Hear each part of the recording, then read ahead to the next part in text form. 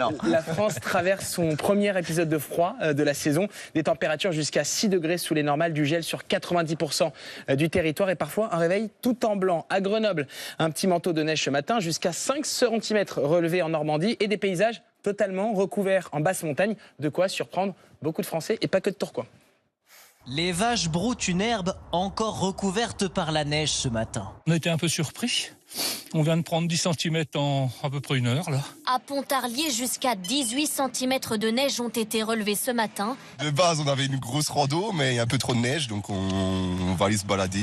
Les prochains jours, ils annoncent un week-end beau, mais très froid, avec des moins 10, moins 13 degrés. Il fait un peu froid, donc on a sorti le bedet. Pull polaire, gants, bottes fourrées. Une veste en laine, très épaisse, une écharpe, bon manteau très épais. Une prévention essentielle, car demain devrait être la journée la plus froide de la semaine. Absolument. Bonsoir Evelyne Delia. Bonsoir. Présentatrice météo chez TF1. À vos côtés, Nicolas Béraud, chargé des sujets santé, sciences et climat au journal Le Parisien aujourd'hui en France. Merci de votre présence alors que 54 départements sont encore en vigilance jaune neige verglas et 25 en vigilance jaune grand froid par Météo France. Evelyne Delia, comment est-ce que vous caractérisez ce que l'on vit depuis hier? Il fait froid partout. Oui, alors c'est de la météo, figurez-vous, tout simplement parce qu'on est passé dans un flux de nord et c'est de l'air polaire qui nous arrive. Alors ce qui est impressionnant, c'est par rapport à ce que l'on a vécu quelques jours avant, où on avait des températures excessivement élevées. À Biarritz, mercredi en 8, il faisait 27 degrés et hier après-midi, il n'en faisait que 8. Donc c'est ça. Alors, c'est pas exceptionnel d'avoir tout d'un coup... Alors, c'est pas une vague de froid, hein, c'est oui. un épisode de froid. Ça s'explique, évidemment, parce qu'on a de l'air extrêmement froid qui arrive du pôle. Mais ce sont des températures que l'on n'a pas connues depuis novembre, pour un mois de novembre, depuis 12 ans. Ouais. Et ça, c'est vrai que c'est un petit peu exceptionnel. Concrètement, à quoi on doit s'attendre tout le week-end, Nicolas Béraud? Demain, comme ça a été dit, ça va être la journée la plus froide de la semaine à l'échelle nationale. Il y aura sans doute de la neige en soirée sur une bonne partie du pays, notamment en Île-de-France. Il y a eu quelques flocons ce matin dans le Val d'Oise notamment, mais pas à Paris. Demain soir, il devrait neiger peut-être 1, 2, 3 cm à Paris, donc avec aussi un risque de verglas sur les routes. Alors ça va tomber très tard le soir, voire dans la nuit, donc il y aura sans doute moins de pagaille sur la route qu'on aurait eu en semaine à 8 h du matin. Donc voilà, la journée la plus froide. Comme ça a été dit, je pense que c'est bien de le rappeler, c'est un épisode notable, mais on n'a pas de record de froid mensuel dans les stations qui ont plusieurs décennies d'existence, alors qu'on a eu des records mensuels de douceur la semaine dernière. Donc en fait, il y a vraiment ce contraste entre les records de chaleur ou de douceur en hiver qui se comptent à la pelle, il y en a des dizaines, des centaines chaque année, et puis les records de froid, les records mensuels de froid, il y en a de temps en temps, hein, c'est normal, mais il y en a quand même beaucoup, beaucoup moins que les records de chaud. Oui. Mais Evelyne Delia, désormais on peut avoir la météo pour 7 jours, 15 jours même, ça veut dire quoi? 15 jours, non. Oui, ça veut dire qu'on va avoir un hiver très froid? Non, on ne peut pas le dire. On ne sait pas, et je pense que vous ne me contredirez pas, on peut faire... Alors maintenant, c'est vrai que moi je le... Des tendances saisonnières, on peut lire quand même. Alors, la tendance saisonnière, ça ne veut effectivement pas dire grand-chose, parce que sur une saison, alors on vous dit, c'est...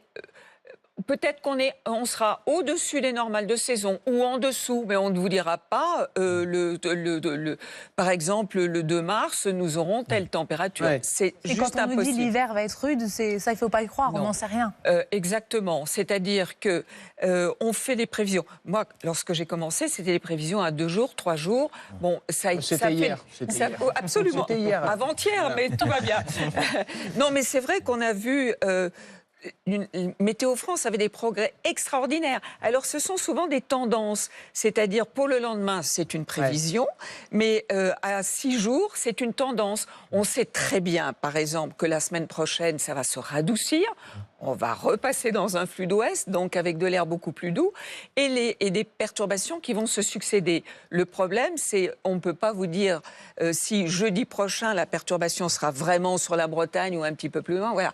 Mais c'est vrai qu'on ne peut sûrement pas dire ce que sera vraiment tout l'hiver. Et puisqu'on parle de froid, rappelons-le, le froid, à lui seul ne rend pas malade. C'est la mise au point que Jimmy Mohamed a faite cette semaine et qui a déclenché une grosse polémique ce matin. Il s'est expliqué sur RTL.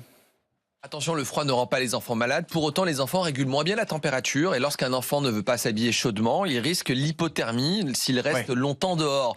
Donc, ce n'est pas parce qu'il fait froid que les enfants tombent malades, mais pour autant, il ne faut pas sortir en t-shirt. C'est pas ce que vous avez dit. Vous avez dit, oui, c'est pas parce qu'on sortira en short qu'on tombe malade, mais il a pas dit mettez vos enfants à poil dehors, quoi. Jamais.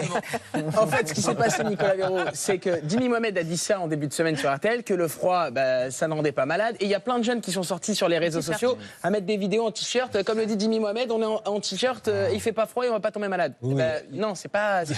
Il y a même eu des vidéos amusantes où il y a des jeunes qui sortent, on a un adulte qui leur dit mais vous êtes fous, il fait froid, mettez une écharpe. Et puis les jeunes montrent la vidéo de Jimmy Mohamed en mode c'est bon, arrêtez de m'embêter, il n'y a pas besoin.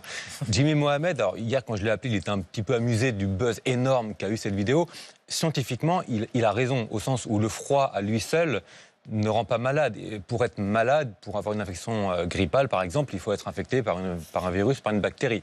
En revanche, il y a quand même plusieurs limites. Déjà, le froid, il y a plusieurs études qui l'ont montré, peut affaiblir un petit peu nos muqueuses, notamment au niveau du nez. Donc ça peut affaiblir un petit peu nos défenses immunitaires. Et donc on peut être plus susceptible d'être infecté par un virus. Donc ça peut faciliter un petit peu une infection.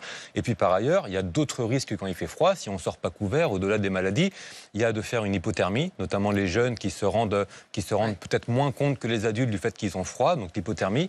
Et puis l'autre chose à prendre en compte, c'est quand il fait froid, le corps, l'organisme a besoin de brûler beaucoup plus de calories pour réguler sa température. Et du coup, si on ne mange pas davantage pour compenser, il peut y avoir des malaises ou des conséquences. Donc, ce qu'a voulu dire Jimmy Mohamed, c'est que ça ne rend pas malade au sens où on finit pas grippé parce qu'on sort dehors sans écharpe. En revanche, il y a d'autres conséquences, et il le disait aussi, mais c'était moins relevé, d'autres conséquences possibles sur la santé. Donc, couvrez-vous quand même.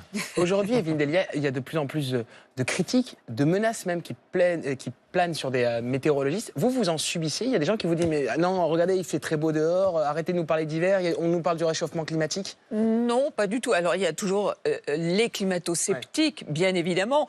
D'ailleurs, certainement, ils diront, vous voyez, il fait froid. Il n'y a pas de réchauffement climatique, il fait froid. Il n'y a pas de réchauffement climatique, il fait froid.